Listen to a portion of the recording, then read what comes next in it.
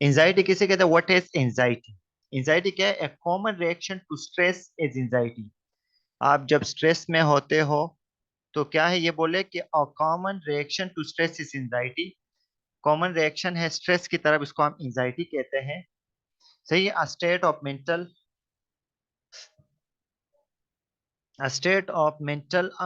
Conscious है।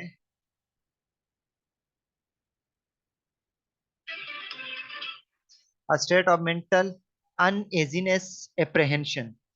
सही है।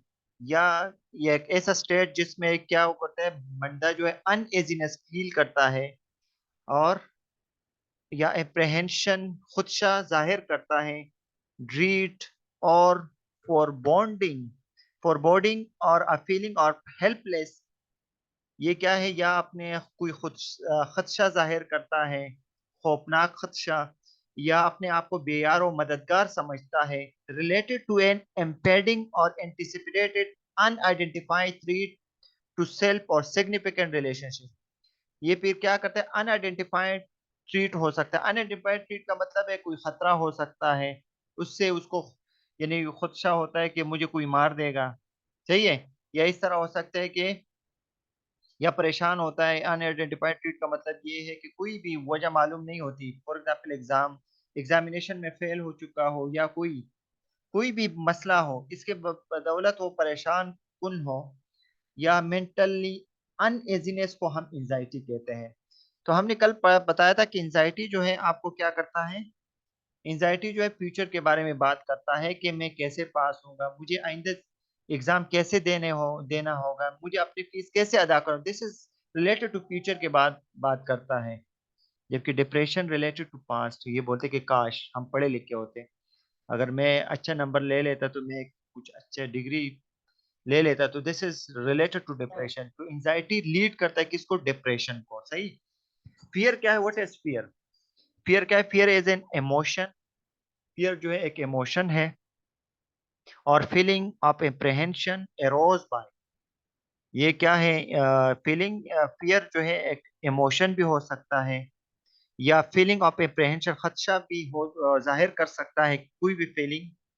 एरोज बाय इम्पेंडिंग और सीमिंग डेंजर, या ये बोल सके कि वो खतरा भी, को खतरे का खदशा भी वो फील कर सकता है, या कोई पेन महसूस कर सकता है। पेन जो है वो जाहिरी तौर पे वो भी इमोशनल पेन भी हो सकता है, किसी को याद आ रही हो।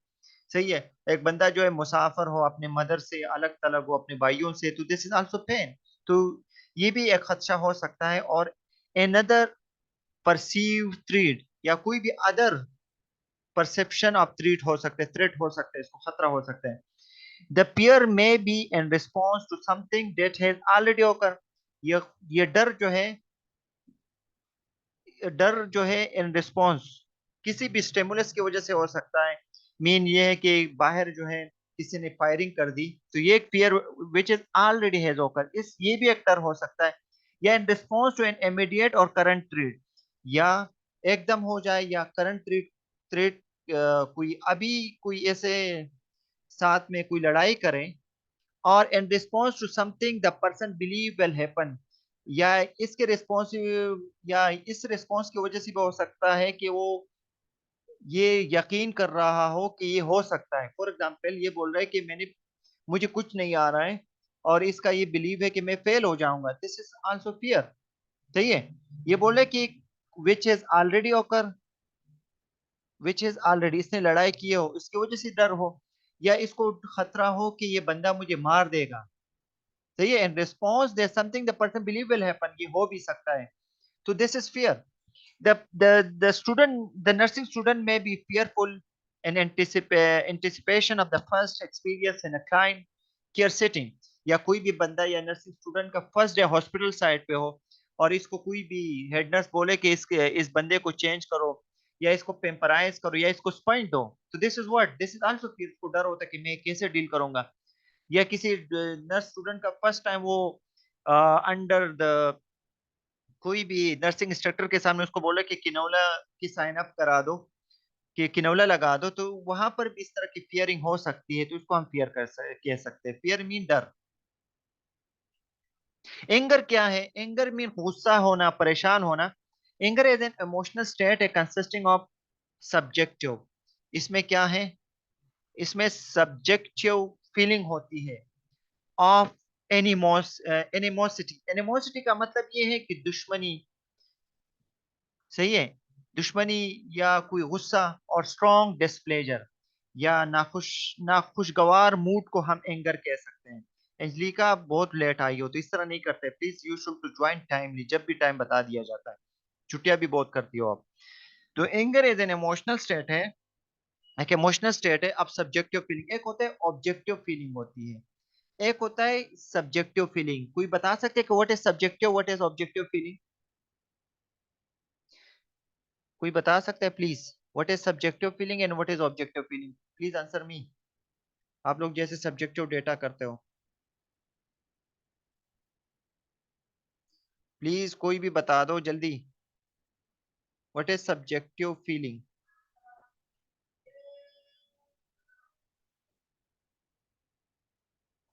ये हालात है भाई। रेहान आप बताओ, व्हाट इज सब्जेक्टिव फीलिंग? इसमें पेशेंट खुद बोलता है या हम असेस करते हैं? जी सर ये खुद बोल, पेशेंट खुद बोलते हैं सर। जी पेशेंट खुद खुद, बोलते हैं। सब्जेक्टिव फीलिंग, हाँ, subjective feeling yes. Of animosity और स्ट्रॉन्ग डिस्प्लेजर, सही है। बोले कि मुझे गुस्सा आ रहा है या इस तरह के वो बंदा बता रहा है, दिस इज सब्जेक्टिव फीलिंग है। डिस और ऑब्जेक्टिव फीलिंग वो होती है जो हम असेस करते हैं, हम बोलते हैं ये बंदा जो है गुस्से वाला लग रहा है, this is objective feeling. Subjective feeling का मतलब ये है कि हाँ वो बंदा खुद शो अप करता है। डिप्रेशन किसे कहते हैं? Depression is a common reaction to events, depression जो है कॉमन रिएक्शन है टू एन इवेंट, किसी भी सानहे का जवाब है दैट सीम ओवरवेलमिंग और नेगेटिव। जो ओवरवेलमिंग का मतलब क्या है, कोई बता सकता है? एनीवन?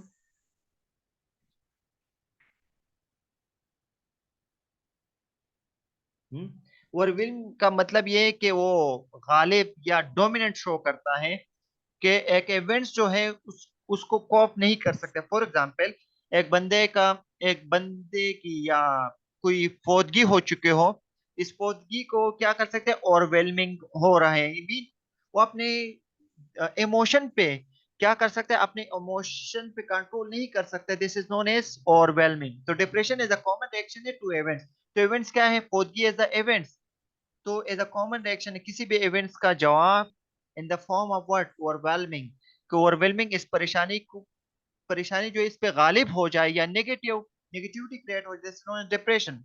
डिप्रेशन इसके अलावा an extreme feeling of sadness, ये है एक एक्सट्रीम फीलिंग ऑफ सैडनेस, बहुत ज्यादा परेशान कुन हालात को या फीलिंग को हम डिप्रेशन कह सकते हैं। और डिस्पेयर, डिस्पेयर का क्या मतलब है, what is, what's mean by despair? Despair का मतलब ये है कि मायूस होना, dejection and despair both are मायूसी, लैक ऑफ वर्थ, सही है। डिप्रेशन जो है in extreme feeling of sadness को कहते हैं, जिसमें बंदा जो है डिस्पेयर शो अप करता है, मीन मायूस शो करता है, मायूसी होती है ना, ये बोलता है कि मैं पास नहीं हो सकती इसलिए मुझे नहीं पढ़ना है, दिस इज डिस्पेयर और डिजेक्शन। लेक ऑफ वर्थ, हम बोलते हैं लेक ऑफ वर्थ का मतलब ये है, लेक ऑफ वर्थ हम बोलते हैं आप में तो इतना वर्थ है, आप क्यों नहीं ये काम कर सकते, you have the worth for doing this. तो लेक ऑफ वर्थ का मतलब ये है कि एनर्जेटिक ना होना, या पढ़ाई में एबिलिटी ना होना, इसको हम लेक ऑफ वर्थ कह सकते हैं। और एम्पिटीनेस का मतलब ये खाली खाली, कुछ ना करने के काबिल, तो this is known as depression. Ego किसे कहते हैं, अनापरस। ईगो डिफेंस मैकेनिज्म क्या है, ईगो डिफेंस मैकेनिज्म और unconscious psychological adaptive mechanism. Ego defence mechanism क्या है, डिफेंस मैकेनिज्म और अनकॉन्शियस साइकोलॉजिकल एडाप्टिव मैकेनिज्म है, सही है। Mental mechanism that develop as the personality attempts to defend itself. Mental mechanism है जिसकी वजह से जो एक आपकी पर्सनालिटी को डेवलप करता है किसी भी इवेंट्स का मुकाबला करने के लिए, establish compromise among competing impulses and calm inner tension. ये बोले कि ईगो जो है डिफेंस मैकेनिज्म, ये है कि मेंटल मैकेनिज्म है, आपकी दिमागी मैकेनिज्म है जो डेवलप होते हैं, आपकी पर्सनालिटी को डेवलप करते हैं अगेंस्ट डिफरेंट सर्कमस्टेंसेस। मीन ये किसी की फौतगी हो जाए, आपके सामने कोई भी पेशेंट जो है मर जाए, इसके इस हालात में आपका जो एडाप्टिव मूड है, आपका जो कोपिंग मूड है, इसको कंट्रोल करने को इसका कंट्रोल करना जो है वो कौन करता है? आपके मेंटल मैकेनिज्म जो है वो डेवलप हो जाता है, ऐसा ऐसा आप आदी हो जाते हैं। आपकी पर्सनालिटी इब्तदाई वक्तों में आप जो है किसी भी परेशानी को बर्दाश्त नहीं करते हो, लेकिन with the passage of time आप इसको क्या करते हो? अडॉप्ट कर लेते हो, इसको बर्दाश्त करते हो। फजल वहाब, ये टाइम नहीं है आने का, प्लीज। कोपिंग में बी डिस्क्राइब एज, कोपिंग को हम डिस्क्राइब कर सकते हैं as dealing with the change successfully और अनसक्सेसफुली। कोपिंग जो है हम इसको डिस्क्राइब कर सकते हैं, सबसे पहले आपको डिप्रेशन होती है या एंजाइटी होती है, इसके जवाब में आप इसके साथ डील करते हो सक्सेसफुली, मीन आप अपने गुस्से पे कंट्रोल करते हो, this is known as successfully change. Unsuccessfully का मतलब ये कोई आपको थप्पड़ मार देते हैं और आप इसको कोप नहीं कर सकते हो, आप इसको थप्पड़ का जवाब लड़ाई से करते हो, this is non unsuccessfully coping mechanism कह सकते हैं। फॉर एग्जाम्पल, आप लोग जो है स्टूडेंट जो है फेल हो जाते हैं और इस फेल के बाद आप इसको काउंसलिंग करते हो अच्छे तरीके से, दिस इज कोपिंग। लेकिन एक टीचर वो पढ़ाते हैं, लेकिन वो जब बच्चे ज्यादा फेल हो जाते हैं तो अपने गुस्से पे कंट्रोल नहीं कर सकते, तो this is known as the coping is unsuccessful. A coping strategy है, coping mechanism as a natural, या ये कुदरती तौर पे बाद लोग देखे होंगे कि बाद टीचर जो है बहुत गुस्से वाले होते हैं, बाद जो है नेचुरल तौर पे अपने गुस्से पे काम रहते हैं, चाहे जो भी हो उसको आराम से समझाते हैं। तो ये क्या बोले, एज अ नेचुरल है या लर्न वे है, या वो अपने माहौल से सीखते हैं या घर से सीखते हैं, आप responding to a changing environment और स्पेसिफिक प्रॉब्लम और सिचुएशन। ये बोले कि आपके आपके सामने कुछ भी चेंज हो रहा हो, आपके आपके माहौल में चाहे लड़ाई हो रही हो, या आपके माहौल में आपके वर्कलोड बढ़ रहा हो, या आपको एक बंदा जो है बार बार सुना रहा हो, लेकिन आप इसको कोप करते हो इस कंडीशन को, तो this is responding to a change in environment. ये बोले कि लर्न वे है आप responding to change in environment और स्पेसिफिक। या फॉर एग्जांपल, आप फर्स्ट टाइम जो है किसी हॉस्पिटल को ज्वाइन करते हो, हेड नर्स जो आपको रोज रोज सुनाता है, तो इस रोज रोज सुनाने को आप पॉजिटिव वे में लेके आप इसको सीख लेते हो, और ऐसा ऐसा आप बहुत सी चीजें जो है अडॉप्ट कर लेते हो, दिस इज लर्निंग बिहेवियर। लेकिन फॉर एग्जाम्पल, आपको हेड नर्स एक ही दिन सुना दे और फिर कल से आप क्या करते हो, बोल दे ये तो बहुत हमारा इंसल्ट करता है, मुझे नहीं जाना है, तो this is the coping strategies and unsuccessful, तो ये आपके लिए नुकसानदा हो सकते हैं। सही है। The cognitive according to the force and Lazarus, एक साइंटिस्ट है उसने 1901 में कोपिंग को किस तरह डिस्क्राइब किया, the cognitive and behaviour effort. आपका कोग्निशन जो है, आपकी जो दिमागी हालात है, ये क्या है, और बिहेवियर एफर्ट जो है, इसका काम क्या है, आपके बिहेवियर में चेंज आना, आप गुस्से का जवाब जो है बहुत अच्छे तरीके से इसका अच्छे अंदाज में देना, ये क्या है, ये बोले एफर्ट, ये कोशिश करते हैं to manage specific external and internal demand. ये बोले कि आइदर एक्सटर्नल हो या इंटरनल डिमांड। फॉर एग्जाम्पल, आपको भूख लगी है, दिस इज इंटरनल डिमांड, तो इस अपने भूख पे कैसे काबू करना, तो अपने भूख पे काबू करना, कुछ भी ना बोलना, this is coping. Coping is successful that are appraised as taxing or exceeding the resources of the person। ये बोले कि आपकी रिसोर्स पर्सन जो है इसको बर्दाश्त करने की कोशिश करता है। अकॉर्डिंग टू लेजरस और फोर्समैन, ये कह रहे हैं कि कोग्निटिव और बिहेवियर एफर्ट ये है कि आपको जब भूख लग जाए, इंटरनल स्टिमुलस ये है, तो आप इस गुस्सा नहीं करते हो और आपके बिहेवियर में कोई चेंज नहीं आते और आप सब्र कर जाते हो, तो इस सब्र के साथ साथ कुछ वक्त के बाद आप खाना खा लेते हो बिल्कुल अंदाज से, कूल माइंड के साथ, दिस इज कोपिंग। लेकिन जब आप इस पे थोड़ा सा भूख लग जाता है, जैसे बच्चे जो है, कोपिंग मैकेनिज्म और कोग्निटिव और बिहेवियर एफर्ट क्या हो जाते हैं, खराब हो जाते हैं। इनका कोग्निटिव और बिहेवियर एफर्ट जो है वो क्या होते हैं, अनसक्सेसफुल होते हैं। इसलिए थोड़े से वक्त के बाद जैसे भी भूख लग जाए, उसको टाइमली अगर हम खाना वगैरह प्रोवाइड नहीं करते, तो इन लोगों को क्या हो जाता है, इन लोगों को वो लोग रोना धोना शुरू हो जाता है, दिस इज व्हाट, क्योंकि the cognitive and behaviour effort is unable to manage the internal और एक्सटर्नल टाइप ऑफ स्टिमुलस। सही है। टाइप्स ऑफ कोपिंग स्ट्रेटजी, ये बोले हमारे पास डिफरेंट स्ट्रेटजीज है जिसके लिए हम कोपिंग मैकेनिज्म करते हैं। प्लीज इसका स्क्रीनशॉट रेहानुल्लाह ले लो। तो प्रॉब्लम फोकस हो सकता है, सही है, एक होता है इमोशनल फोकस है, लॉन्ग टर्म कोपिंग स्ट्रेटजीज है, शॉर्ट टर्म कोपिंग स्ट्रेटजीज है, एडाप्टिव कोपिंग होता है और मेल एडाप्टिव कोपिंग होता है। अभी एक एक पढ़ते हैं कि what is problem focus. Problem focus जो है, हम प्रॉब्लम से रिलेटेड कोपिंग जो है वो करते हैं। देख लो, coping refers to effort that improve situation by making change or taking some change। ये बोले कि किसी भी सिचुएशन में हम क्या करते हैं, हम हम या तो इम्प्रूव करने की, सिचुएशन को इम्प्रूव करने की कोशिश करते हैं, या हम अपने आप में चेंज आ करते हैं। फॉर एग्जाम्पल, एक जगह पे बहुत ज्यादा लड़ाइयाँ हो रही है, लेकिन वहां से हम आपका क्या करते हैं, अपने आप को लड़ाई वाला तो नहीं बनाते, हम इस सिचुएशन में अपने आप को एडजस्ट करने की कोशिश करते हैं। जैसे प्रॉब्लम फोकस कॉपिंग किसको कहते हैं।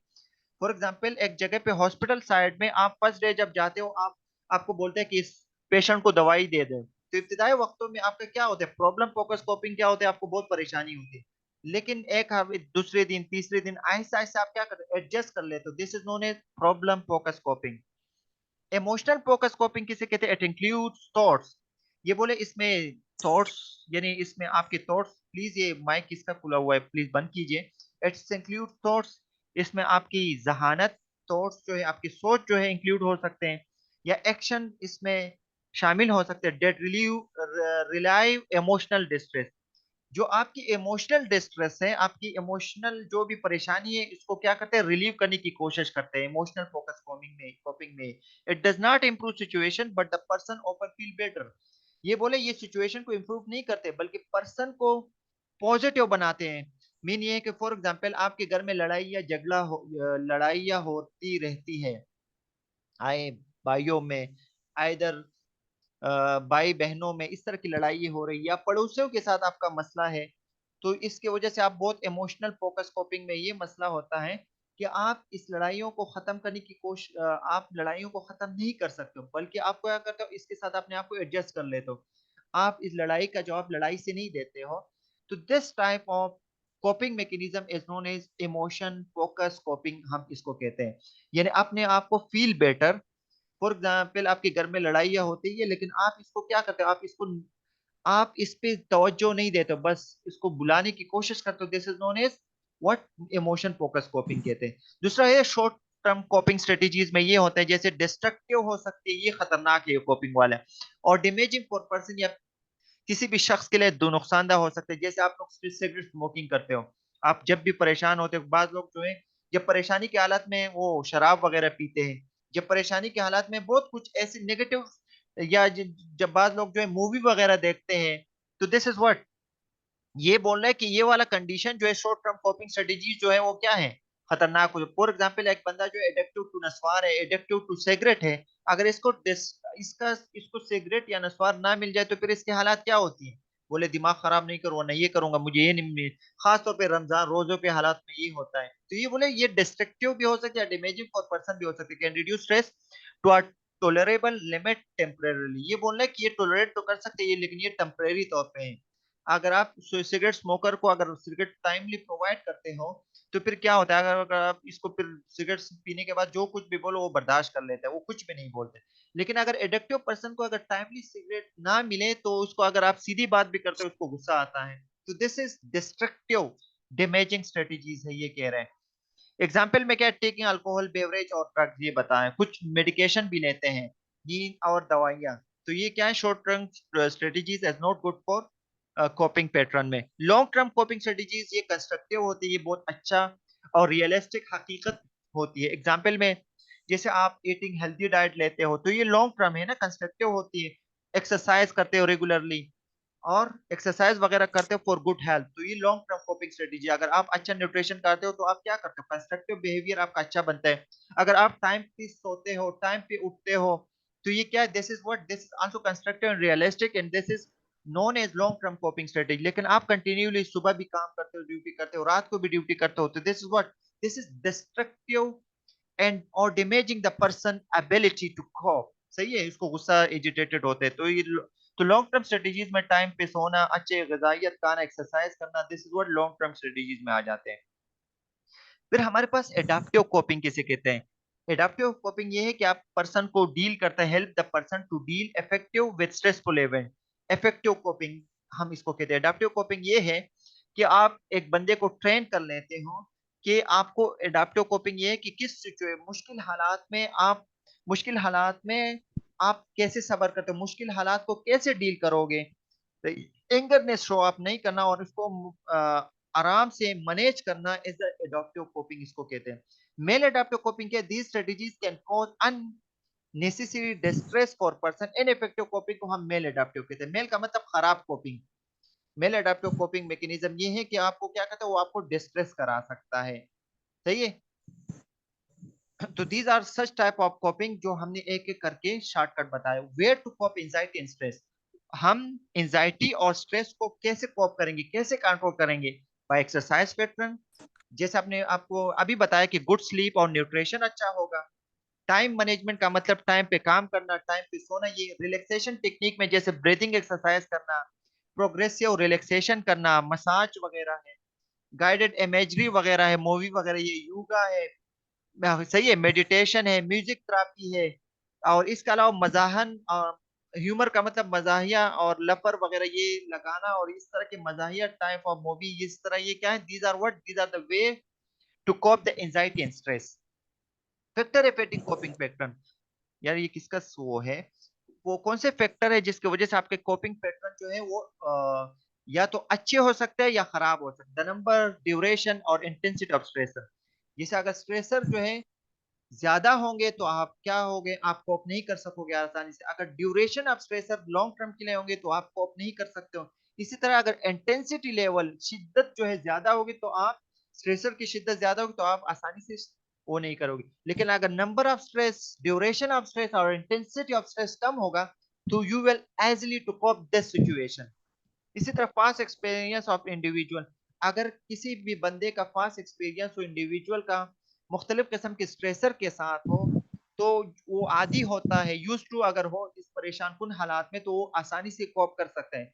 लेकिन किसी बंदे के एक्सपीरियंस ही ना हो मुश्किल हालात के साथ, और इस पे एकदम परेशानी आ जाए तो उसको कोप नहीं कर सकते। इस तरह सपोर्टिव सिस्टम, अगर किसी की सपोर्ट सिस्टम हो, फॉर एग्जाम्पल एक बंदा रो रहा हो, इसके खानदान में इसके सपोर्ट सिस्टम हो, या किसी भी बंदे का परेशानी एंजाइटी ये फीस के हवाले में है, लेकिन इसके घर वाले इसको सपोर्ट सिस्टम अवेलेबल करते कि परेशान ना होना, या कॉलेज वाले कह रहे हैं कि मैं आपसे किस्तों में लूंगा, आप परेशान नहीं होना, आप आसानी से वो दे दो, तो ये क्या, this is the support system available. लेकिन अगर आप सपोर्ट नहीं करते हो either from the family side, अगर आप सपोर्ट नहीं करते हो फ्रॉम द स्कूल साइड, और बार बार इसको स्ट्रेसफुल सर्कमस्टेंसेस देते हो, तो ये फैक्टर करते हैं आपकी कोपिंग पैटर्न को खराबी ला सकते हैं। लेकिन अगर आप सपोर्ट कर सकते हो, करते हो, तो इंडिविजुअल का कोपिंग पैटर्न जो है वो बेहतर हो सकता है। इसी के अलावा personal qualities of a person, अगर पेश बंदे का क्वालिटीज जो है, क्वालिटी ऑफ लाइफ अच्छा होगा, घर का माहौल अच्छा होगा, इन्वायरमेंट अच्छा होगा, तो वो कोप कर सकेगा। लेकिन अगर क्वालिटी ऑफ अ पर्सन अच्छा नहीं होगा, पहले से वो कमजोर होगा, न्यूट्रिशन स्टेटस अच्छा नहीं होगा, तो दिस टाइप ऑफ पर्सन और individual are unable to cope effectively. सही है। हम nursing process related to stress and coping, वो कौन से नर्सिंग प्रोसेस है जो आपके कॉपिंग के लिए वो कर सकते हैं। असेसमेंट हम क्या करते हैं, नर्सिंग हिस्ट्री लेते हैं, क्लाइंट परसीव स्ट्रेसर, हम देखते हैं कि क्लाइंट जो है स्ट्रेसर को कैसे लेते हैं, यानी जो भी स्ट्रेसर लेते हैं, लड़ाई वगैरह हो या कोई भी परेशानी वाले हालात हो, उसको कैसे डील करता है, मैनिफेस्टेशन ऑफ स्ट्रेस का, इसके कॉज क्या है, फास्ट और प्रेजेंट कोपिंग स्ट्रेटेजीज। पहले वो जब भी इसको परेशानी आती थी इसके लिए उसने क्या यूज करता था या करती थी, और अब क्या यूज करता है या करती है। फिजिकल एग्जामिनेशन में स्ट्रेस इंडिकेटर जैसे नेल बेटिंग, जो लोग परेशान होते हैं तो क्या करते हैं, अपने नाखून चबाते हैं, वो देखते हैं। नर्वसनेस देखते हैं। वेट चेंज का मतलब ये इसका वेट कम तो नहीं होता, एंजाइटी होगा तो वेट कम होता रहता है ना। और स्ट्रेस रिलेटेड हेल्थ प्रॉब्लम, इसका स्ट्रेस रिलेटेड जैसे हाइपरटेंशन की तरफ तो नहीं जा रहा है, डिफिकल्टी डिस्पनिया तो नहीं है, वो इसके अलावा रोना धोना तो नहीं करता है। तो ये सब चीजें हम फिजिकल एग्जामिनेशन में हम देखते हैं। Inter interviewing question to the patient, हम पेशेंट से क्या सवाल पूछते हैं। How long you have been dealing with stressor, the stressor, जो भी परेशानी हम इससे पूछते हैं कि आप इस परेशानी से कब से हो, यानी कितने अरसे से आप इससे डील करते हो। और इसके अलावा आप स्ट्रेसफुल सिचुएशन को कैसे डील करते हो, जब आपको इस तरह मसला आता है तो कैसे डील करते हो। अब the patient do not articulate describe, इस तरह वो नहीं कर सकते, इसकी क्राई कैसे होता है, गेट एंग्री, इसकी कंडीशन देखते हैं, किसी और से बात करते तो कैसे करता है। विदड्रॉ फ्रॉम सिचुएशन, एक सिचुएशन जो भी वो परेशानी की हालत है उससे अपने आप को कैसे निकालता है। कंट्रोल अदर देन सिचुएशन, दूसरों को कैसे कंट्रोल करता है और सिचुएशन को कैसे कंट्रोल करता है। गो फॉर वॉक, वो वॉक के लिए जाता भी है या नहीं, फिजिकल एक्टिविटी है भी या नहीं। सही है। Try to arrive at situation, कोई भी प्रॉब्लम में हो तो इसके सोल्यूशन के लिए वो क्या करता है या करती है। प्रे करते हैं यानी लव, जोक या यूज सम अदर एक्सप्रेशन, ये सब चीजें हम देखते हैं कि वो हर वक्त जो है मूडी होता है या कुछ खुश खुशी वगैरह फेशियल एक्सप्रेशन से शो होता है या नहीं। यूज रिलैक्सेशन टेक्निक जैसे योगा वगैरह करता है या नहीं। How will your usual coping strategies work, ये बोलते हैं कि आप जो कोपिंग स्ट्रेटेजी यूज करते हो, ये पेशेंट से पूछते हैं कि वो कैसे काम करते हैं, आपकी परेशानी कम भी होती है या नहीं। नर्सिंग डायग्नोसिस इस तरह यहाँ पर लिखी गई, लेकिन हम नर्सिंग डायग्नोसिस के लिए हम रिलेटेड टू लिखते हैं। हम ये बोल सकते हैं कि anxiety as related to economical burden भी हो सकता है। इसका एक परेशानी anxiety as related to what, इसका एंजाइटी किसे रिलेटेड टू एग्जामिनेशन। सही है। Anxiety as related to what, related to किसी की फौतगी की वजह से भी हो सकता है। सही है। Lose due to related to lose lose someone. सही है। Anxiety as related to what, related to enmity with someone. सही है। तो ये बोल रहे हैं कि एंजाइटी क्या है, ये नेक्स्ट डायग्नोसिस हम बता सकते हैं। तो अनएजी फीलिंग करता है एंजाइटी में, और discomfort accompanied by an autonomic response, the source of anxiety often unknown। हम सोर्स ऑफ एंजाइटी ज्यादातर हमें अननोन होता है। केयर गिवर रोल स्ट्रेन क्या होता है, difficulty in performing the care giver role. जो भी नर्स होता है, नर्सिंग डायग्नोसिस ये होता है कि नर्स अगर एंजाइटी में होता है या परेशान होता है तो क्या होता है, वो केयर सही नहीं कर पाता है, वो दूसरों को केयर सही नहीं दे सकता या दे सकती है। कंप्रोमाइज फैमिली कोपिंग में क्या होता है, सपोर्टिव प्राइमरी पर्सन जो है वो क्या करता है, वो इनसफिशिएंट या इनइफेक्टिव सपोर्ट या असिस्टेंट प्रोवाइड करता है। तो कंप्रोमाइज हो सकता है फैमिली कोपिंग। फैमिली कोपिंग ये कि एक पर्सन ऑलरेडी एंजाइटी में हो, डिप्रेशन डिप्रेसिव हो, तो वो अपनी फैमिली को सपोर्ट नहीं दे सकते। कंप्रोमाइज फैमिली कोपिंग का मतलब ये है, अपनी फैमिली को टाइम नहीं दे सकता है। डिसीजनल कंप्लेक्ट कंप्लेक्ट का मतलब ये है, अगर बंदा परेशान हो तो डिसीजन नहीं कर सकता। फॉर एग्जाम्पल अगर वो कल कहीं पर जा रहा हो या कोई खरीदारी कर रहा हो, तो डिसीजन कंप्लेक्ट का मतलब ये है कि वो अपना फैसला नहीं कर सकता कि मैं करूं या ना करूं। फियर का मतलब ये, अगर वो एंजाइटी में होगा तो वो फियर भी हो सकता है, स्ट्रेसफुल सिचुएशन में डर वगैरह होगा।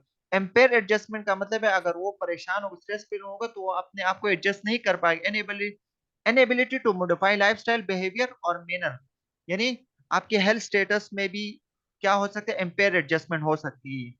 इनइफेक्टिव कोपिंग का मतलब यही होगा जब inability to form valid appraisal of stress, ये बोले कोई भी स्ट्रेसर के लिए वो इनइफेक्टिव कोपिंग करेगा जब वो स्ट्रेसफुल सिचुएशन में होगा। इम्प्लीमेंटेशन का मतलब क्या है, हम जब इस तरह कंडीशन की नर्सिंग डायग्नोसिस होगी तो इसके लिए हम एज नर्स क्या करेंगे, हम बोलेंगे कि हेल्थ प्रमोशन स्ट्रेटेजीज में हम पेशेंट को बताते हैं कि एक्सरसाइज करें, न्यूट्रिशन स्टेटस को अच्छा करें, स्लीप पैटर्न को अच्छा करें और टाइम मैनेजमेंट, टाइम पे काम करने की कोशिश करें। सही है। मिनिमाइज एंजाइटी को कम से कम करने की कोशिश करें। मेडिएटिंग एंगर का मतलब ये कि परेशानी को कम करें और रिलैक्सेशन टेक्निक यूज करें। और क्राइसिस इंटरवेंशन का मतलब जो भी क्राइसिस हो रहा हो इसको कंट्रोल करने के लिए कोशिश करें। इम्प्लीमेंटेशन में क्या है, ये हमारे पास लास्ट स्लाइड है कि plan a daily relaxation programme. हम ये प्लान करते हैं, पेशेंट को बताते हैं कि रिलैक्सेशन डेली प्रोग्राम बनाएं with meaningful quiet time to reduce tension, यानी पार्क वगैरह में जाना या क्रिकेट वगैरह खेलना to reduce tension. Easy exercise है, रीड, पढ़ना, म्यूजिक वगैरह करना। सही है। सो के टब और मेडिटेट वगैरह। दूसरा है study assertiveness technique to overcome feeling of powerlessness in relationship with other. इसके अलावा क्या करते हैं, लर्न टू से नो। ये ये करना है टू से नो। नो टू करप्शन का मतलब ये है कि लर्न टू एक्सेप्ट फेलियर। सही है। फेलियर को वो करना है कि हम ये बता कि योर ओन एंड अदर्स, दूसरों की नाकामी और अपनी नाकामी को एक्सेप्ट करने की कोशिश करें। And make at a constructive learning exercise, और उसको ये कहें कि नाकामी के बाद क्या होती है, हर मुश्किल के बाद आसानी होती है, ये लर्न करना। Accept what can not be change, और इसको भी एक्सेप्ट करो कि वो चीजें जो चेंज नहीं कर सकते हैं, there are certain limitation in every situation, हर सिचुएशन के लिए सर्टेन लिमिटेशन है। Get involve in constructive change effort, ये बोल रहे कि हर चीज में, हर वो कोशिश जो कंस्ट्रक्टिव यानी तामीरी तब्दीली ले आ सकते हो, उसमें इन्वॉल्व करने की कोशिश करें। ऐसे पॉलिसी या प्रोसीजर प्रोसीजर बनाने की कोशिश करें जो स्ट्रेस को कम करने की कारामद हो। जैसे फॉर एग्जांपल, आपकी इन्वायरमेंट में या आपकी स्कूल जहां पर जॉब कर रहे हो, वहां पर स्ट्रेसफुल सिचुएशन है, तो हम एज एन ऑर्गेनाइजेशन में ऐसे पॉलिसीज बनाएं, हम यानी स्टाफ को ऐसे तंग ना करें कि वो स्ट्रेसफुल सिचुएशन में ना हो, और अपने आप को एडजस्ट करने की कोशिश। This is the implementation process. ये भी है डेवलप डेवलप कोलीगल सपोर्ट। कोलीगल सपोर्ट का मतलब है एक दोस्त जो है, जो जैसे आप लोग क्लास फेलोज और कुलीग है ना, तो एक दूसरे के साथ अच्छा से बर्ताव करें, एक दूसरे की मदद करें। Participate in professional organisation to address work place issue, ये बोले कि आप लोगों के वर्क प्लेस इशू जैसे क्लास में जो इश्यूज वगैरह है, तो एक दूसरे के साथ पार्टिसिपेट करें, एक दूसरे की मदद करें इन अ प्रोफेशनल वे में। Seek counselling if indicate to help, एक दूसरे की काउंसलिंग करें ताकि आपको क्या करें, कोपिंग में आसानी हो। मीन ये काउंसलिंग का मतलब ये, फॉर एग्जांपल एक बंदा बदतमीजी करता है, या एक बंदा जो है किसी स्टूडेंट टीचर के साथ, या स्टूडेंट जो है एक दूसरे को गालियां गलौज ये इस तरह करते हैं, तो इसको काउंसलिंग करें कि this is not the good habit, these are the implementation process to reduce the stress.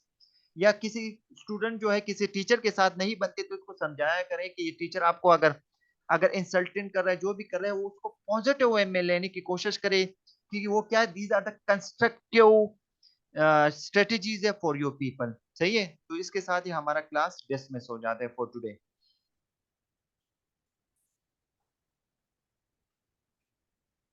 अभी आप